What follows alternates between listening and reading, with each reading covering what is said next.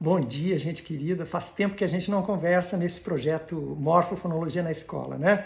Eu estou num semestre atípico, muitos compromissos de pesquisa, de orientação, e a gente está com um calendário diferente na URGS nesse pós-pandemia, então não tem sido muito fácil, não, achar um tempo para fazer os vídeos.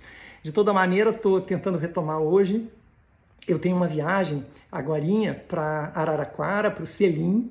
Eu vou participar de uma mesa hoje à noite com o Rodrigo Borba e a Sara Wagner York, falando de gênero. E eu, em véspera de viagem, acordo cedo, fico naquela tensão pré-viagem. Então, estou aproveitando uns minutinhos que eu tenho aí para conversar rapidamente com vocês, já que esses vídeos são curtos também, né? E eu quero falar de gênero e dizer por que gênero é um tema importante para a escola. Mas, em primeiro lugar, como a gente vai ter de fatiar esse tema em diversos vídeos, porque não é um tema assim que se esgote tão rapidamente, eu quero falar, em primeiro lugar, por que gênero é um tema de morfofonologia. Tem pelo menos duas razões. Primeiro, porque gênero é um conhecimento internalizado que nós temos da língua. Aí alguém vai dizer, mas a gente precisa memorizar o gênero, né? Eu sei que uma palavra como leite é masculina em português, eu sei que ponte é feminina, porque eu memorizei isso. Isso é bem verdade. E acontece principalmente com as palavras terminadas em E, em que metade das palavras da língua é masculina e a outra metade é feminina. Mas tem um sistema de marcação e dados de produtividade que nos fazem poder predizer o gênero, né? Prever o gênero. O primeiro aspecto da marcação que a gente tem que observar é assim: as palavras que não são femininas, em geral, caem no masculino, né? Então, na ausência de uma informação sobre feminino, que em geral é a marca A, as palavras são masculinas.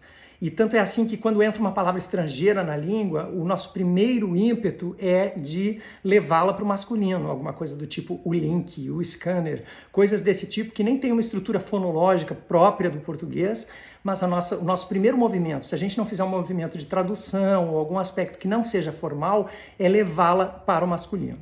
E é isso que é tão criticado, né? Porque privilegiar o masculino. Mas essa é uma discussão para outro momento. O outro aspecto que faz do gênero um tema de morfofonologia é a sua produtividade. Porque nós sabemos que a maioria das palavras terminadas em A é feminina e a maioria terminada em O é masculina. Então isso também faz com que um falante nativo acerte com grande acurácia o gênero na sua língua.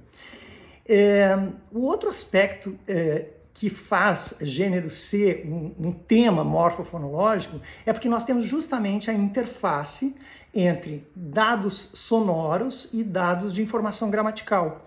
Então, como o gênero embora o gênero no substantivo não seja necessariamente uma informação que denota concordância, ele define a concordância com os elementos que acompanham o nome no sintagma nominal.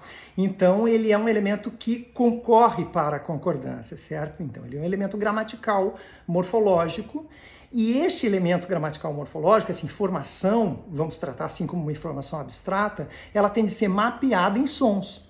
O português tem uma preferência por palavras terminadas em vogal, por palavras paroxítonas, e as vogais que fecham palavras em português, em geral, são apenas três: U, I e A. Né? Às vezes a gente pode dizer O em alguns dialetos, ou E, mas basicamente está num sistema de três vogais, como mostrou o Matoso Câmara. Então, nós precisamos, a grande complexidade do mapeamento de gênero é mostrar como é que apenas três vogais são capazes de denotar todas as informações necessárias sobre gênero. Quando a gente tem um gênero novo, temos, por exemplo, uma mudança linguística, uma variação que tenta introduzir uma nova informação sobre gênero, como, por exemplo, o caso de um possível gênero neutro, então nós temos de ver que vogais vão ser capazes de estabelecer essa marcação. E é uma vogal que, pelo menos no conjunto dos nomes sexuados e esses que fazem oposição entre A e O, parece funcionar bem para esse papel. Então eu tenho amiga, amigo e poderia ter amigue. É claro que isso não vai funcionar bem num par como presidente e presidenta, porque eu teria de fazer um masculino numa forma como presidente. E isso parece não ser bem aceito pelos falantes. Embora tudo que a gente diga sobre aceitabilidade tem de ser sempre testado, né? A gente não pode também sair fazendo afirmações sobre coisas que não foram experimentadas. De qualquer maneira, se trata de uso linguístico. E o uso linguístico, como eu disse, se reporta a uma informação internalizada. É o que a gente chama de um conhecimento voluntário e refletido. Nós decidimos sobre a marca de gênero que vamos usar, mas a gente, na verdade, recorre a um sistema sobre o qual nós não refletimos necessariamente. Mais ou menos como a gente define se vai dizer um som surdo ou sonoro, sem precisar pensar na condição das cordas vocais. Por hoje o recado é esse. Eu prometo que a gente conversa mais sobre esse tema, mas eu queria quebrar o gelo desse afastamento aí, dessa distância, falando sobre gênero, que é o tema que mais me pedem, e sobretudo para contextualizar nesse dia tão feliz que é a minha ida a Araraquara para participar do Selim. Um beijão para todo mundo e espero que a gente se veja novamente.